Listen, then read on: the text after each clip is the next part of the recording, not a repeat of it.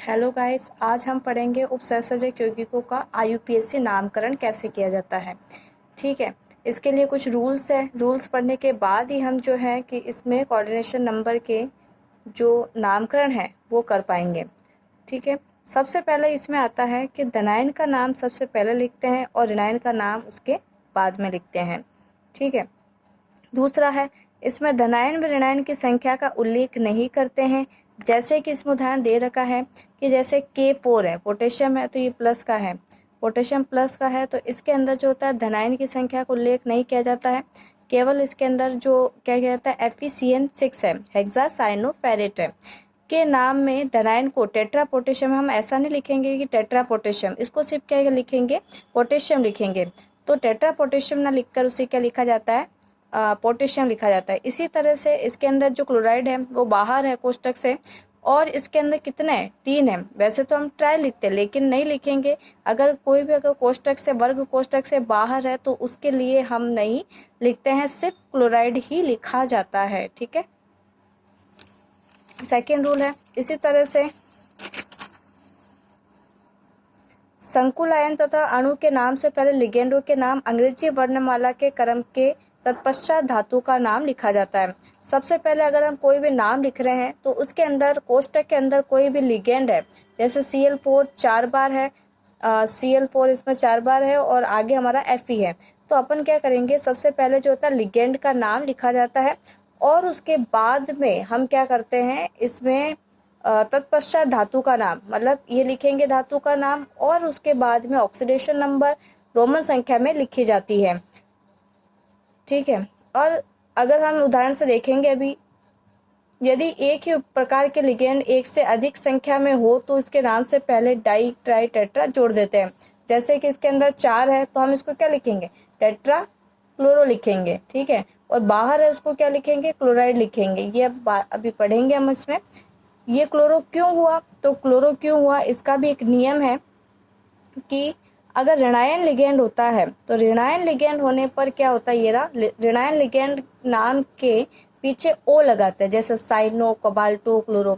तो क्लोराइड क्या है, नेगेटिव है, तो नेगेटिव है तो इसके लिए हम क्या लगाएंगे, इसके पीछे ओ लग जाता है, तो क्या बन जाएगा, क्लोरो बन जाता है। ठीक है, इसी तरह से अगर उदासीन लिगेंड है तो H2O का एक्वा हो जाता है, Cu का कार्बोनिल, NH3 का में, मतलब जो उसका नाम रियल नेम है उसी को हम एज इट इज लिखते हैं। जैसे H2 है तो एक्वा लिखेंगे, Cu है तो कार्बोनिल लिखेंगे, कोई चेंज उसमें नहीं होगा।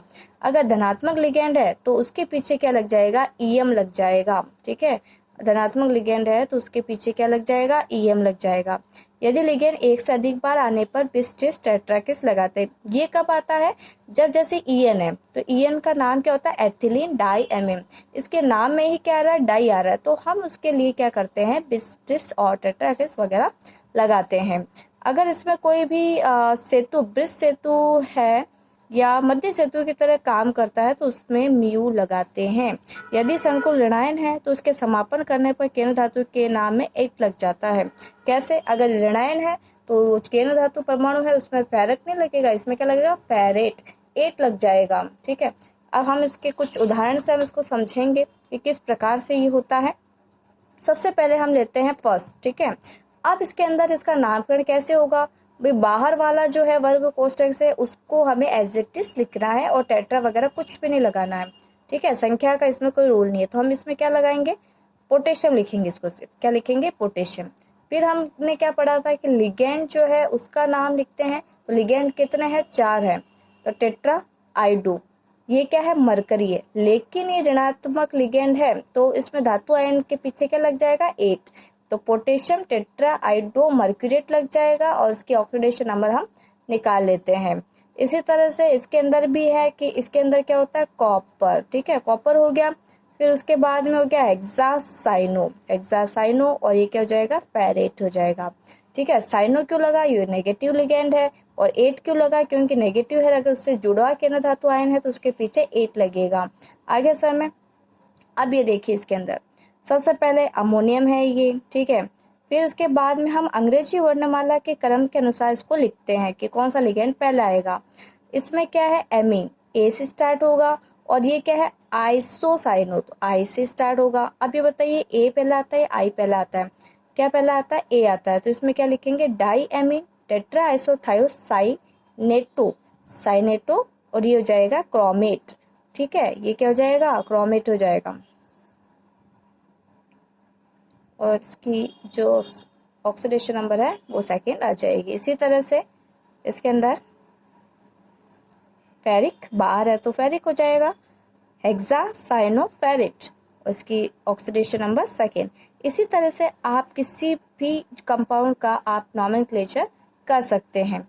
Thank you. और अगर आप इस चैनल पर नए आए हैं तो उसको सब्सक्राइब कीजिए। और अगर आपको बॉटनी, जूलॉजी, इन तीनों में अगर किसी भी टॉपिक को समझ में नहीं आ रहा है तो कमेंट करके बताइए। Thank you.